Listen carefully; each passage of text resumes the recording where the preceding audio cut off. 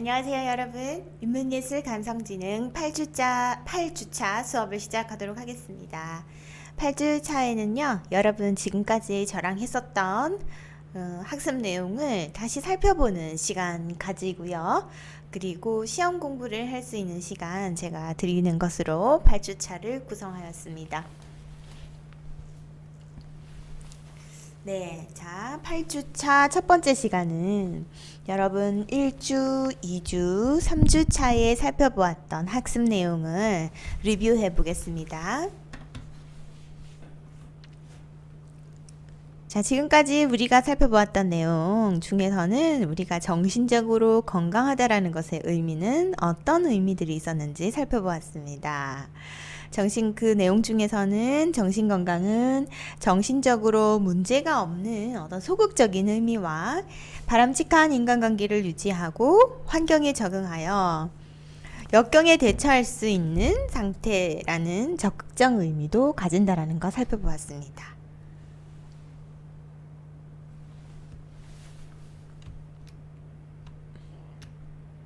네. 그래서 불행과 정신장애의 반대는 행복과 자기실현이라는 것도 보았고, 행복을 결정하는 요인에는 유전적 성향도, 그 다음에 삶의 조건도, 그 다음에 삶에 대한 태도가 영향을 미치더라. 그리고 행복은 삶의 결과가 아니라 삶의 과정에서 경험하는 것이다. 우리는 전통적인 가치나 규범에 대한 영향력이 감소가 되었고 물질주의가 더 우선시하는 사회에 살고 있기 때문에 정신건강의 위기가 더 높더라. 왜? 그리고 개인주의 가치관이 보편화되었고 경쟁 문화가 있기 때문에 어떠한 천천히 살아가고 행복하게 살아가는 그런 걸 느끼기보단 경쟁을 해서 우월한 지위를 차지하려고 하는 그런 사회적 분위기가 정신건강의 위기를 가져오더라. 그리고 정서적 교류보다는 개인적인 이익이나 재미를 중심으로 이루어지는 인간관계를 하고 있고 가족 구조가 대가족에서 부부 중심 핵가족으로 변화되고 있기 때문에 또 부부간 갈등이 이 가정을 흔들게 되는 유일한 요소가 아주 중요한 요소로 대두되었다. 그리고 인터넷이나 스마트폰에 몰입되어서 인간관계나 정신건강에 부정적 영향을 미치는 그런 현상들을 우리가 살펴볼 수 있었습니다. 그리고 이론적인 관점에서 정신건강과 성격도 살펴보았죠. 정신분석적 관점에서 바라온 정신적으로 건강한 성격. 건강한 성격은 삶의 에너지인 리비도가 머무는 곳에 따라 일어나는 심리성적 발달 단계를 거쳐 형성이 된다. 그래서 각 단계에서 욕구가 적절히 충족될 때는 건강한 성격이 형성이 되고 그렇지 않으면 고착된 성격이 되더라. 구강기에는 입과 관련되어 있는 욕구가 중요한데 이거를 다 적절히 충족되지 못하면 수동적이거나 냉소적이거나 하는 성격. 학문기에는 자신의 행동을 통한 사회적 통제를 잘 경험을 해야 되는데 그게 충족되지 못하면 고집스럽고 결벽증이 있고 난폭한 성격으로도 바뀌는 고착된 형상이 있더라. 남근기에는 성기와 관련되어 있는 욕구, 이성 부모에 대한 사랑과 동성 부모에 대한 동일시를 통한 초자아의 형성이 중요한 충족되어야 되는 부분인데 이것이 충족되지 못하면 경솔하거나 경박하거나 하는 성격으로 고착된다. 잠복기 그리고 생식기.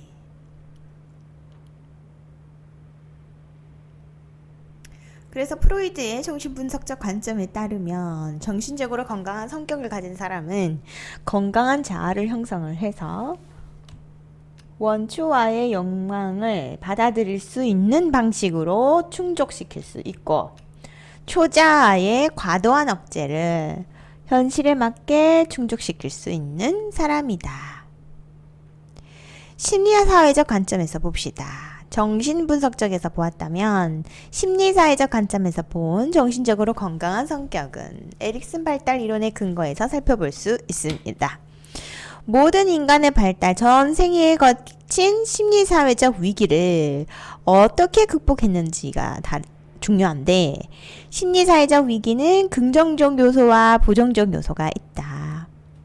그래서 심리사회적 관점에서 정신적으로 건강한 성격은 인간이 살아가면서 직면하게 되는 다양한 심리사회적 위기를 해결해서 그 긍정적 요소가 자아에 통합된 상태이다.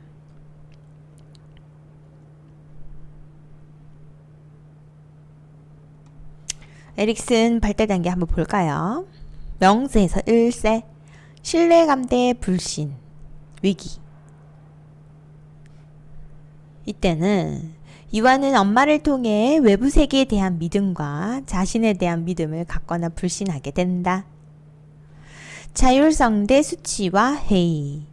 부모가 지지적 분위기를 제공하면 자율성과 자신감을 갖게 되지만 부모가 유아에게 수치심을 주거나 유아의 시도를 막으면 수치와 회의감을 가진다. 다음 4세에서 5세 주도성 대 죄의식. 부모가 권위를 내세우지 않고 아이가 계획한 목표에 함께 참여해주면 주도성을 느끼지만 그렇지 못하면 죄의식을 갖는다. 근면성 대 열등감 위기. 6세부터 사춘기 이전 자아 성장에 결정적인 영향을 미치는 사회 경험이 시작되며 학교에서 성공적으로 적응하면 근면성이, 그렇지 못하면 열등감을 느낀다. 정체감 대 역할 혼란 위기. 사춘기에서 20대 초반입니다. 신체 이미지의 변화와 중요한 선택의 압력에서 직면해서 어떻게 해야 하는지 고민하게 되고 이 과정에서 정체감을 형성하거나 혼란에 빠지게 됩니다. 친밀감 대 고립 위기. 성인 초기. 그동안 자신이 의존할 대상을 찾았지만 이 시기에는 자신이 좋아하거나 사랑할 상대를 찾아 친밀한 관계를 형성하려고 하는데 이러한 시도가 성공하면 친밀감을 느끼고 그렇지 못하면 고립감을 느끼기도 합니다. 생산성 대 침체 위기. 사회에서는 지위가 안정되면서 직업적 성취를 이루고자 하고 가정에서는 가정을 돌보고 자녀를 양육하려고 노력합니다. 이러한 노력이 성공적으로 이루어지면 생산성과 보람을 느끼지만 그렇지 못하면 침체나 위축을 느끼게 한다고 합니다.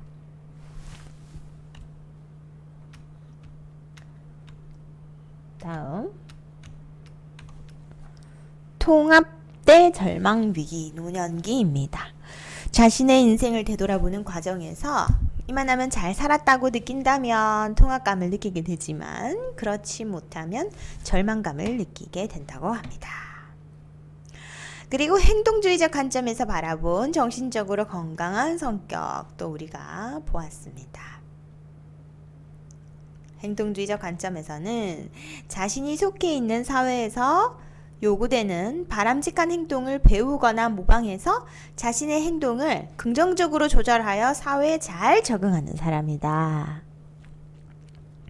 인본주의적 관점에서 바라본 정신적으로 건강한 성격은 현실을 객관적으로 받아들이고 자신의 장단점을 인정하며 자신의 감정을 솔직하게 표현하고 타인의 감정에 공감하며 목표를 이루려고 노력하지만 결과보다 과정에서 만족을 느끼고 자신이 스스로 결정하고 세상을 긍정적으로 바라보는 것으로 정의했습니다.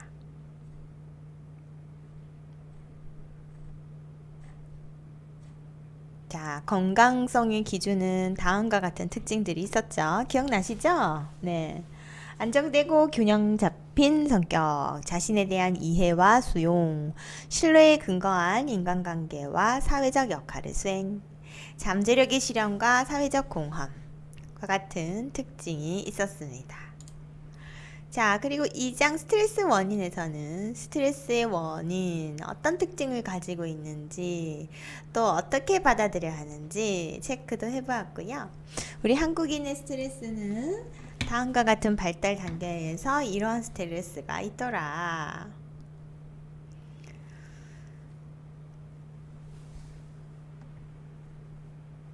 스트레스를 일으키는 외적인 요인들도 있었고요. 개인 공간, 소음, 그리고 과밀함, 또 생활의 어떤 큰 변화 이런 것들이 있는 걸 살펴봤고, 또 내적인 원인도 있더라. 스트레스를 일으키는 나 자신의 능력으로 감당하기 어려운 과잉 부담, 그리고 자존감이나 자아 개념에 부정적인 영향을 미치는 좌절감이 있으면 또 나 혼자 스스로 스트레스를 일으키더라. 그리고 인간관계에서의 우울이나 불안을 또 유발하기도 하고요. 하는 이러한 갈등, 의사결정 갈등, 인간관계 갈등, 이러한 갈등들이 스트레스를 일으키더라. 그러나 우리 스트레스에 대한 인식에는 똑같은 스트레스를 하더라도 그것을 어떻게 인식하는가에 따라 다르게 받아들이게 되더라. 그렇다면 스트레스는 그 자체가 중요한 것이 아니라 스트레스를 어떻게 인식하는지가 더 중요하다고 할 수 있었습니다.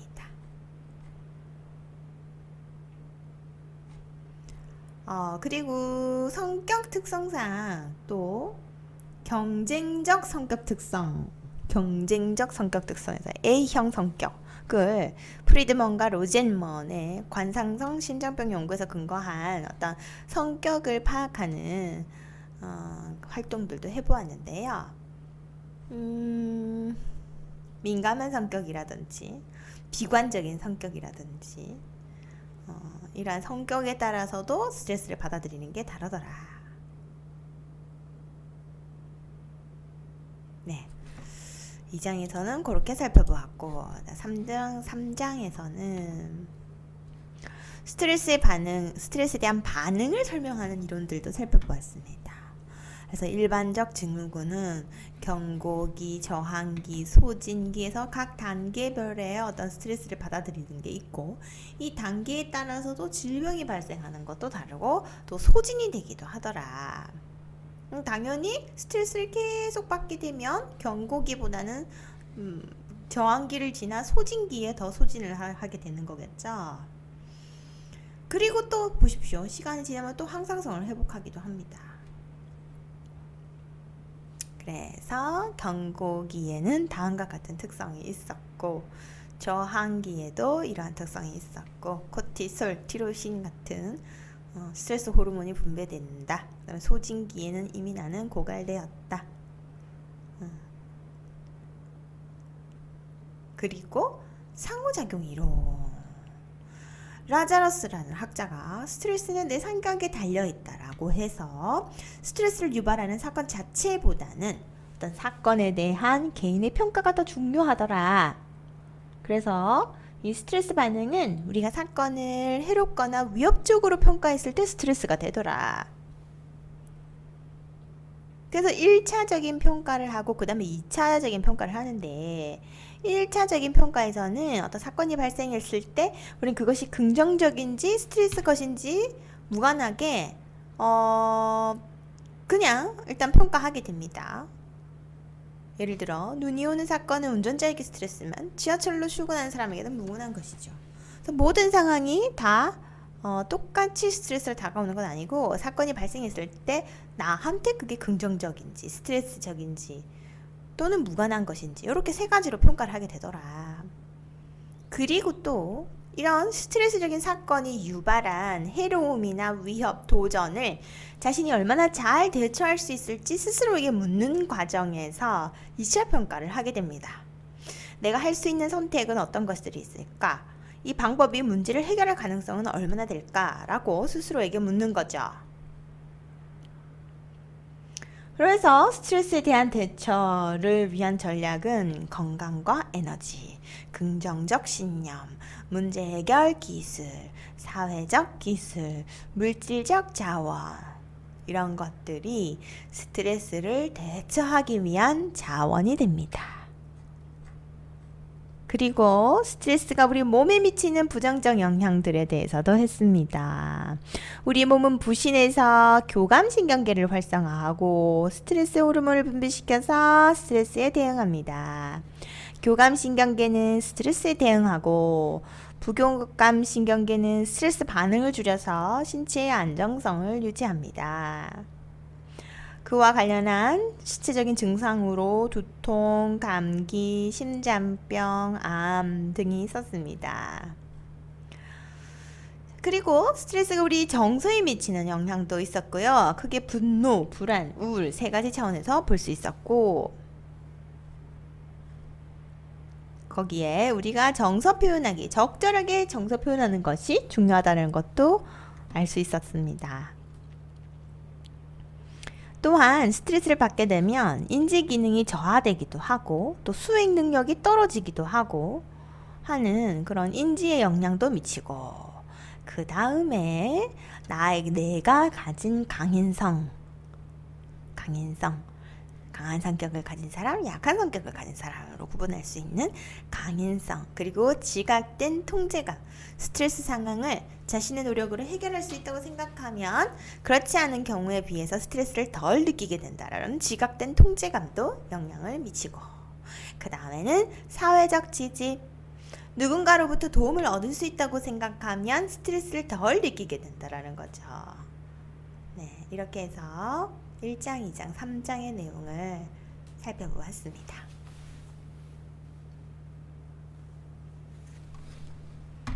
나머지 시간은 여러분 개인별로 시험 공부할 수 있는 시간 드리도록 하겠습니다.